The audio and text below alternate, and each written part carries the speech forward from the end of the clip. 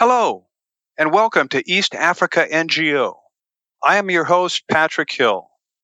This podcast is sponsored by Team in Faith, supporting women, orphans, and vulnerable children in Uganda and elsewhere in East Africa since 2012.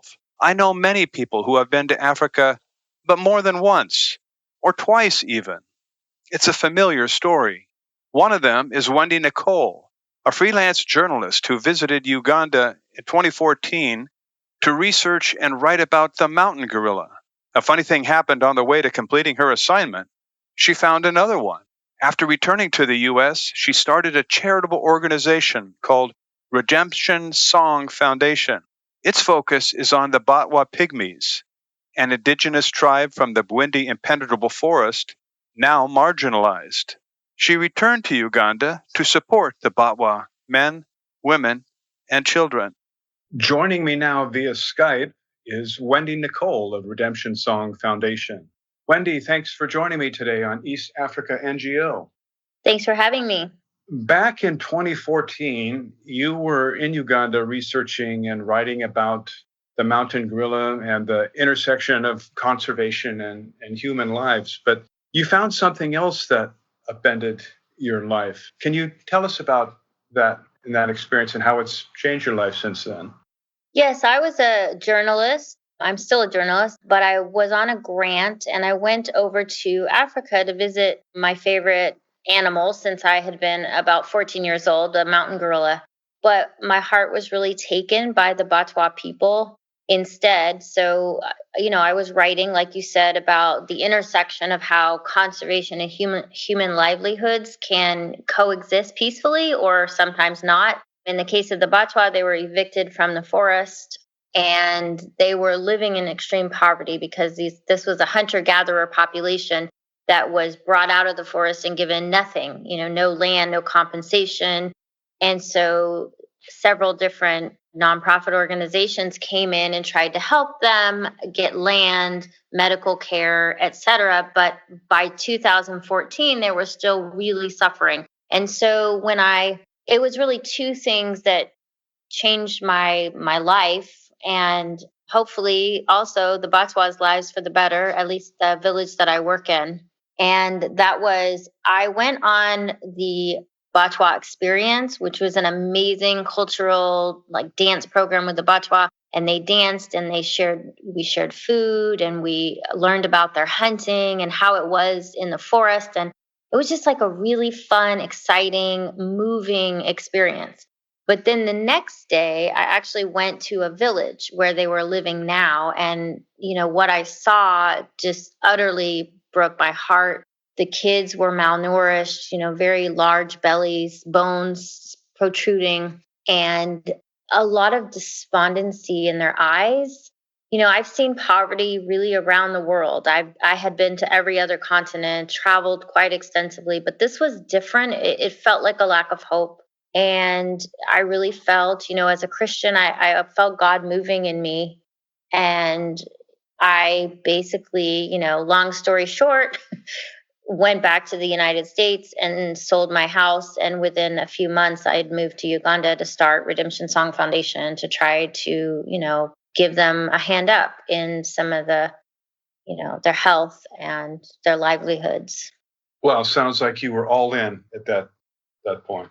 Yeah, I was. I really felt God moving in this situation, and I don't say that lightly. I feel like He's been with me every step of the way, and, just building trust with this village of Batwa individuals and letting them know that someone loved them, someone cared about them, that God had not forgotten them, and, really giving them practical help, whether it's, clean water or education for their children or agricultural help. I think that these things are, critical for their future survival as they adjust to, a world outside of what they were used to for millennia. So how would you say, have you seen any changes in their lifestyle or survival since you first got there? Or is it just moving very slowly? Oh, absolutely. I definitely see major changes. They are much healthier. Like if you just compare a photograph from 2014 to now, the kids, they have fat on their cheeks, they look healthy. Even the adults look much healthier now. The pandemic is a different story altogether, but up to now, they have been very healthy. Sensitization, as they call it over there, which is just education, really is an ongoing thing. Like you said, it's slowly, as they say in Uganda, slowly, slowly, and pora.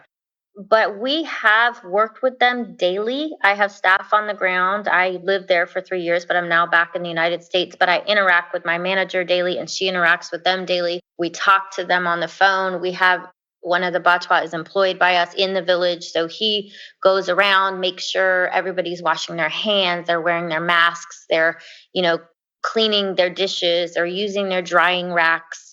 So I think one of the things that some nonprofits fail at is they want to help so many people. They give out 10,000 eco stoves or solar lanterns, but there's no follow up. And sometimes they don't, number one, know what the people need and want. And so then those individuals will sell the thing, or they just don't really know its purpose, or like the stoves are a big failure around the world, really. And I think these things need ongoing training. Because we do that, I feel like the Batwa in this village have really, done that. Now they're still struggling with things like alcoholism.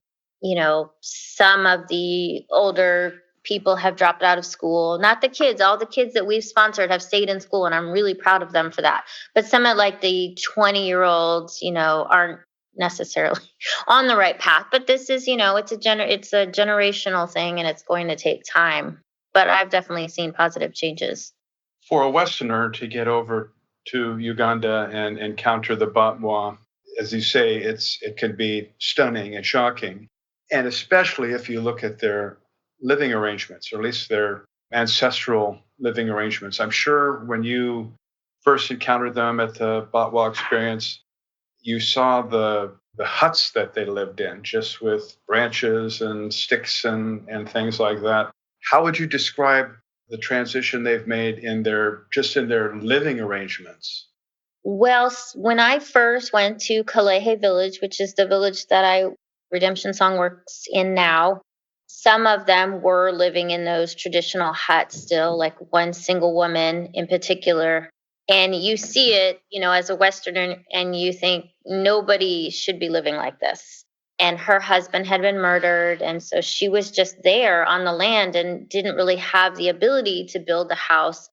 And so one of our first projects was to build her a house. And we followed a model of some other organizations that had already built some of the homes. Now, when we say homes, these are like mud houses made with reeds, and you mud them up and then you put an iron sheet on top. But it's much more permanent, much more stable than just a hut covered with banana leaves.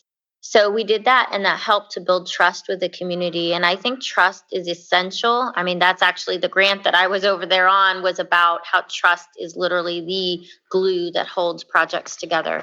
So I thought it was very important that they saw that I was really there to help them. And so, yeah, so now we have built, I think, 4 houses, 4 or 5. And so everybody, for the most part, is living in those. There are some people that will come temporarily, build a hut, stay there temporarily, and then go back out. But all the permanent residents have houses, and that's great. Now, we really want to get them into brick houses. So actually, our fundraising project this fall is going to be to raise money to buy bricks and iron sheets and enough to build them permanent houses, which I think is the next step. When you introduced healthcare to the Batwa, how did your organization manage to pursue that? So Kalehe Village is the Batwa settlement that's actually closest to the hospital. But at the time I arrived, ironically, they were using it maybe less than other villages, from what I've heard. So I know that there were several HIV positive individuals, and they were not going to the hospital, which offers free HIV testing and care. They were not using it for the free family planning that's offered by the hospital, which is also a great service. And they weren't using it very much for other care, even though they had like subsidized health insurance, which is, fantastic. So that was one of our things is, I'm no doctor, but we know that there's this great service and we got all of them to start using it. They're all now enrolled in equality health insurance, which means they get to go there at very, very low to no cost. And several of them are on family planning by choice. And as far as I know, the HIV positive individuals are on care. Sometimes we act as their person that the hospital can contact to make sure they're going in. And so we're sort of an advocate for them and a liaison between the hospital and the individuals. So yeah, that's been great. That's been very successful. And the hospital you're referring to is the Wendee Community Hospital in Bahoma. Yes, correct. And that has become quite a centerpiece for the whole region down there, one of the top private hospitals, really an amazing place. Yes, definitely. One of the issues they had when they came out of the forest was that they had a hard time assimilating with their neighbors, the Bachiga and others in and around the Wendee impenetrable forest. Have you seen progress made there? Are they doing a better job? Are they better equipped now to work alongside their neighbors? That is a really interesting and nuanced question. Now, of course, I haven't been there for the past 3 years. I've only popped in, every year and checked in. But I think a lot of the reason why the Batwa have not assimilated is discrimination.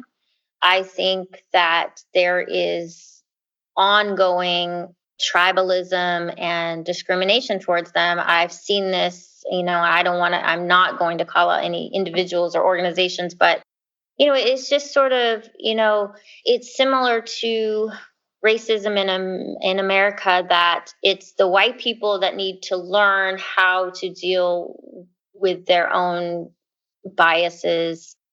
And in a way, the Bachiga population needs to learn that the Batwa, we're all people, we're all humans. And whether someone is poor and maybe doesn't have as good of hygiene, Jesus loved all of us.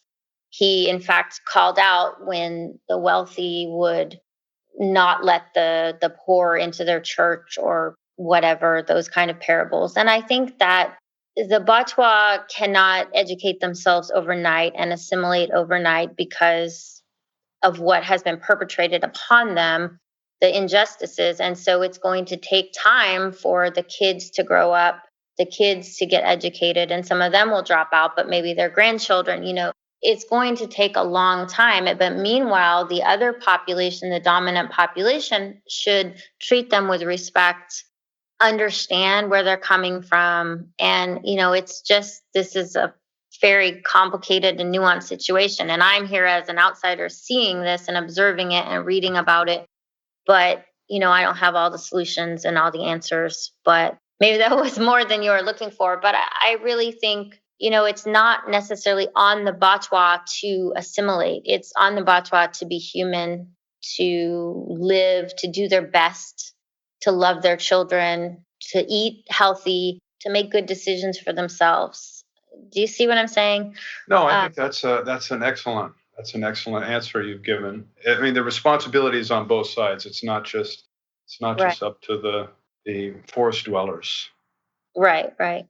Tell us a little bit more about Redemption Song and the extent of operation you have going on in the region there. You employ Batwa for some of your childcare and school, as you say. You have someone who does surveys of the community. But give us just a sort of a glimpse of how broad Redemption Song is active in the region.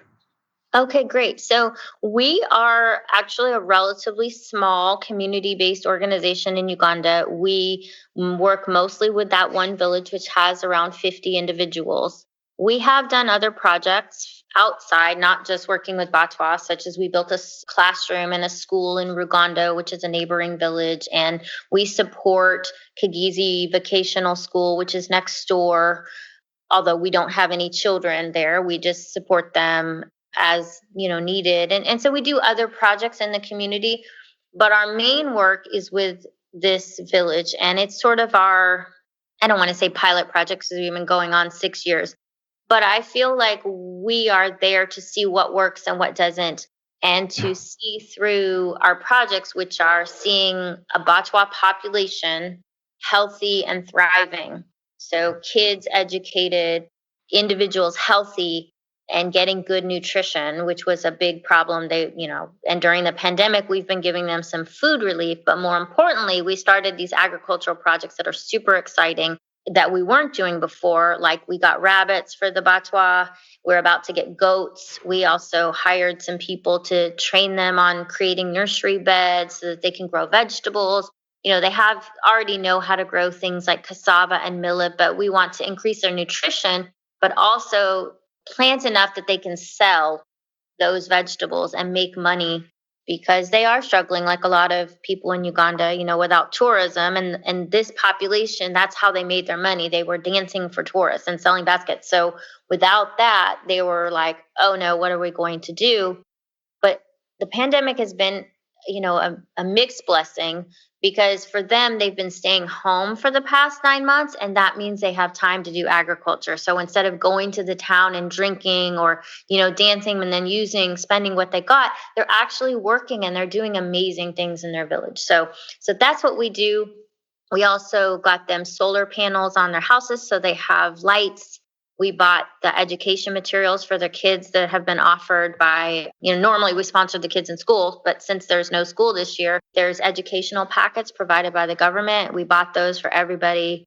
The older kids are like tutoring the younger kids, and we sent our chalkboards up to the village so that they can practice counting and math and those kinds of things. And so it's sort of holistic, very, like you would do with your family. You put them in school, you give them good food, you make sure they can survive. As we see what's successful in this village, and as this village becomes more and more self-sufficient, then we might move on to other, regions or areas or projects that have a need for what we're doing. But, it does take time. Anytime you go in, especially as an outsider, to see what do they want, what do they need, and to see things through for the long haul.